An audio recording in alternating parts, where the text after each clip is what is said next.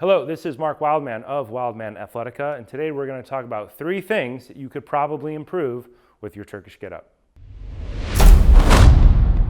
3 things you can improve in your Turkish get-up. Number 1, wrist position. 2, support hand placement. 3, knee placement. First thing we want to talk about is our wrist position. So oftentimes you will see a compromised wrist position, and this will lead to compromising the rest of the structure. When we're doing our Turkish get-up, we want our wrist position to be flat. If we were to open our hands, our fingers would be pointing up. If our wrist position is compromised and we opened our fingers would not be pointing up, they would be pointing at some other angle. When we're doing the Turkish get-up, we want this wrist to be flat. We open those fingers, the fingers are pointed up. If we have a compromised wrist position, we open our hand, our fingers might be pointing in another direction. We want to figure out how to fix that. And the simple reason we want to do that, if we can keep our wrist straight, we can tend to keep our elbow locked. Once the wrist starts to bend back, we start to bend at the elbow, and that starts to become hard to move around. The goal with our Turkish get-up is always to keep that wrist strong so our elbow can stay strong, so our shoulder can do its job.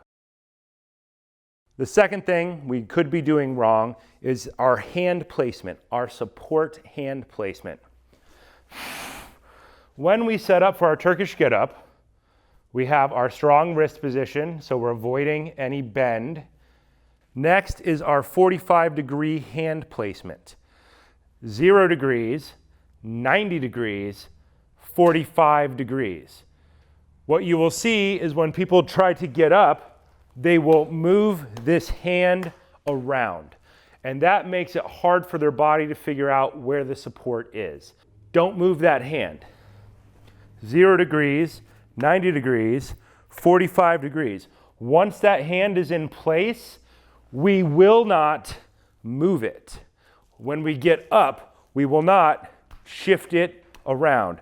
If you're shifting it around, something in your body here has to change its tension in order to change that support structure. So, don't do it. Wrist position, elbow lock, hand stays in place. Whatever you have to do to figure out how to not move that hand is what we want you to figure out how to do. What we will often hear is, my core just doesn't work that way. Not true, your core totally works that way. You just have to force it on by keeping this hand in position and letting your muscles figure out how to fire underneath it.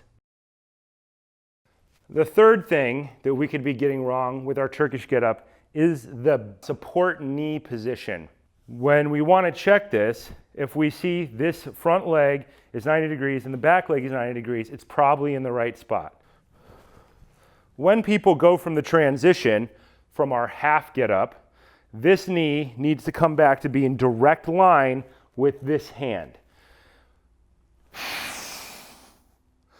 That will give us our 90 degrees in the front leg and our 90 degrees in the back leg.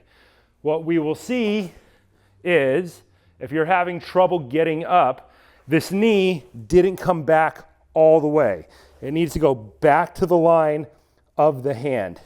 You will see it end up in this position, and then you will see this compromised, this is less than a 90-degree angle, and this is less than a 90-degree angle. Move that knee back until they are both at 90-degree angles so that your base of support can be strong.